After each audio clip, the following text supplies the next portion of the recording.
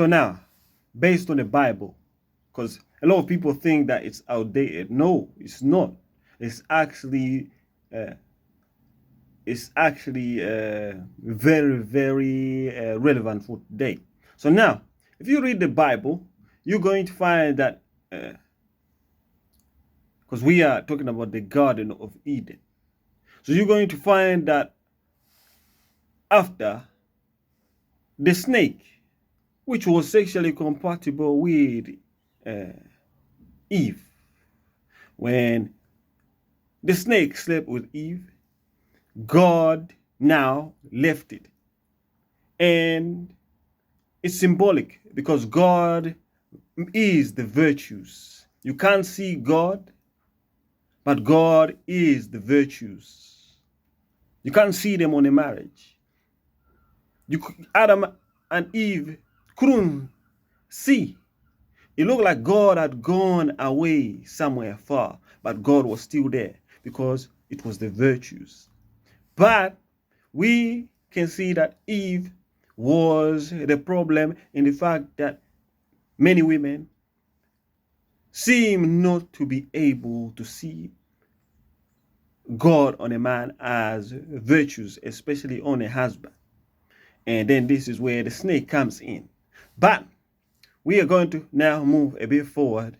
And after God came angry because he could not partake in the gay sex of Adam with the snake. Because two is one. When there's a marriage, one union, it means that the two are one.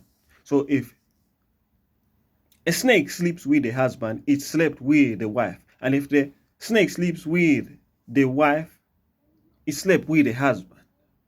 So if a snake sleeps with the husband, it's had lesbian sex with the wife.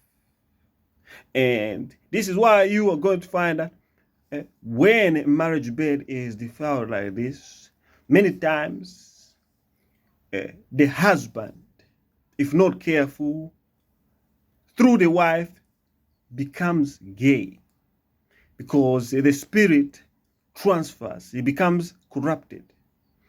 It happens a lot, okay? Suddenly, a woman's husband just becomes gay all of a sudden. So this is why infidelity in a marriage is very bad. It's terrible. It's very bad. And this is why you have to be able to realize. And I just gave you the major sign. If you have got a wife or a husband, and you are always dreaming of sleeping with a man, and you are married, or sleeping with someone and you are married, it usually means maybe your wife is committing infidelity, and vice versa. Okay? Because I'm just speaking from experience. So if this was the sign for me, then it must be a universal sign through the ring.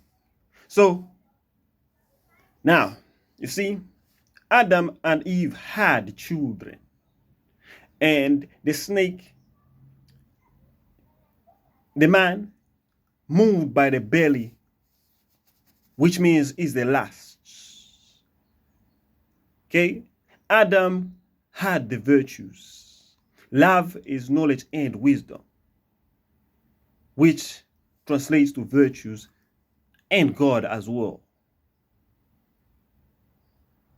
So that was the difference between the snake and Adam. But Eve wanted something more lustful. And this explains to you why a married woman will sleep with some bum who's homeless. And the husband, you wonder what in the world is going on. How come this woman or this man respected she's cheating with a guy who doesn't have a job, doesn't have nothing going on in his life. But one thing is that he's a snake. And that's all he spends his time being, a snake, just on the last and always in survival mode, fight or flight, always in that mode, the belly. You understand? Poor. And he will do everything to get what he wants. He's in that desperation. And this is why Eve wanted something new like this. So now she starts to look down on Adam for the virtues because he seems like a nice guy. And Snake seems like a bad boy and elusive and mysterious. Do you understand? So now, when Eve slept with that snake, okay, it seemed like everything was going to be good. Everything was going to be fine. Sleeping with the snake and then sleeping with Adam in an oath with God, which is very dangerous because the oath says God is the third person and there can't be a fourth person. If there is, the marriage is over. God has left that thing. The virtues are completely gone. The goodness is completely gone. The light is completely gone. So, if you read the Bible, when God cursed Eve and the snake, because many times you're going to find that a wife leaves the husband and she looks down on him and she's got this big, arrogant Jezebel pride. And she gets with this man, this snake. But it's in a marriage. And she speaks down on the husband. And if the husband was the faithful part, and the scenario is the same as Adam and Eve, then what happens is that God has got a bit more mercy on the husband to recover, but not necessarily the woman and the snake. And if you read the curses, God cursed the snake seed. Do you understand? The snake seed, because the snake had babies with Eve. It birthed kids with divine right to rule, and it didn't have any as a snake because it wasn't married. But this time it gained power to rule over marriage. And so Eve, through the curse, became infuriated because it's the husband she realized that is the one who had divinity to rule, and he was the imposter. And then if you read more and more, you're going to find that there was enmity between the woman's seed and the snake seed, meaning a husband's seed and that snake seed through that woman. And many times she is going to find the snake's children unbearable. And many times women reject these children or kill them even privately or throw them. Okay? And many times if the husband's children grows alongside the snake's children, there's a war that develops that is lifelong. These two family lines will never get along. And that is the curse. Do you understand what the Bible is saying? That is the curse. And this is the start of also polygamy. One man has multiple wives. But in doing so, none of the seeds get along. And there's infighting. So it means that the woman's seed are children that were in the marriage before it got defiled.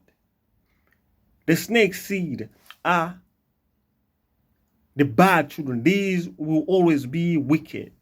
They'll always be evil children. Okay? These will always be bad children, very devilish, and many of them are not going to make it into the afterlife, heaven. So now Eve usually ends up destroying the snake, and she ends up stepping on the head, on the head, because she realized that the crown that this snake stole was the husband's, and now nothing. This imposter of a snake is a fraud, imposter. So now she goes for the head, which is the authority that she stole from the husband, who God blessed. And she ends up usually overpowering the snake and kills the snake. She usually ends up poisoning the snake. She usually ends up making him, she usually controls him to his downfall, because she will never find forgiveness for the infidelity, because in infidelity there's no forgiveness. So the curse is that the wife is going to destroy the snake who slept with her during marriage, and her children are going to have enmity. And usually now the husband's children who are born in marriage usually carry God's glory still, and usually they end up destroying also the snake's children. Do you actually understand what the Bible meant as a lesson for today? So take care, and now you know.